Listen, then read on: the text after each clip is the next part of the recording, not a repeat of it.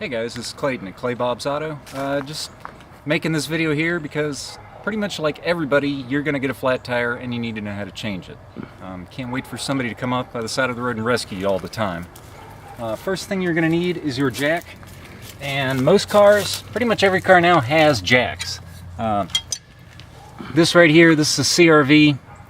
Got the back scissor jack, your tire tool, and your little thingy do here. Not sure what that's called. Okay, when you lift a car, you have to put it either on something solid. You cannot put it on the suspension where it's going to move and crush you, and you don't want to put it through your floorboard. So when you come down, typical car, you look underneath. This is what you're going to see right here. Now you see this guy right here? Notice up here it's got a little arrow pointing right to it. If I look down this way and go to the back, there's another one back there. I don't know if you guys can see it or not. But those are there for a reason. It's to jack your car up. Now when you do get a flat tire, you know, you pull over, pull far enough, you're not going to be in traffic, and you go and you get your handy dandy spare your jack kit out.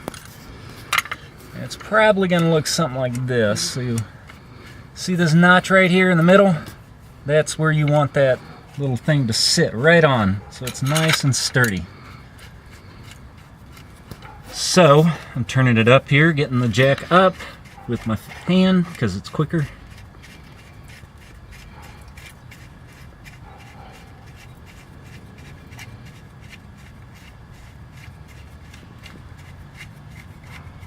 Right there. Now it's starting to take the weight. Now before I jack this car all the way up, say if this wheel was flat, I've got to break the lugs loose first. I don't have an air gun. You know, if you're by the side of the road, this is your option. So before you jack it up, while you still have weight on the tire, you want to put it on, and always remember lefty loosey, righty tighty, and you go like this and you pop it free. You go and you just do your 5, just pop them free, okay? You don't have to take them all the way off, not with the weight still on the car. One thing that we do recommend is putting on your emergency brake for this operation, because it could be dangerous. The car could roll depending on what kind of incline or decline you're on, what angle you're at. And not to mention too, you know, you're yanking on these things and then the car is going to want to move. So yeah, definitely good point, Rob. You always want to have your e-brake on, or at least block one of the wheels off. That way you're not worrying about the car coming down on top of you. So you break these the other 4 lugs loose, and I'm not going to take it off. I'm just going to show you here. A lot of people have questions about these jacks. They'll come with something like this. You put it through the little eyelet there that turns, and then you see you've got a center there cut out, so you can put it onto the jack and turn it. And voila, makes your life so much easier. Better than trying to turn the jack with your hand and lift it up. Which is almost impossible. I've seen people try. But you get it up, you get your tire off the ground, and once your tire comes up off that ground, then you're good to take your lugs completely out. You know, unscrew them, pull your tire off, get your spare tire, pop it on, put your lugs, get them as tight as you can.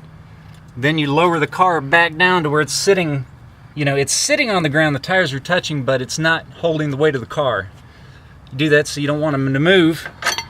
And you take your little lug tool here, and you go through and you tighten them up. And you better make sure they're tight. A lot of people, depending on how much you weigh, some people stand on them, which isn't a bad idea. Not all the time, but you stand on it.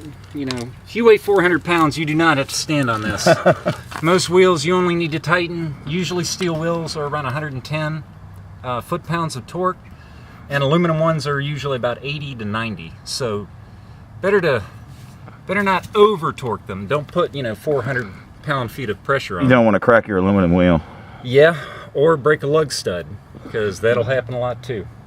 So you break a lug stud, you're going to have to take it either to a shop or try to repair it yourself, and they're not fun. They're not too bad, but getting to them is most of the problem.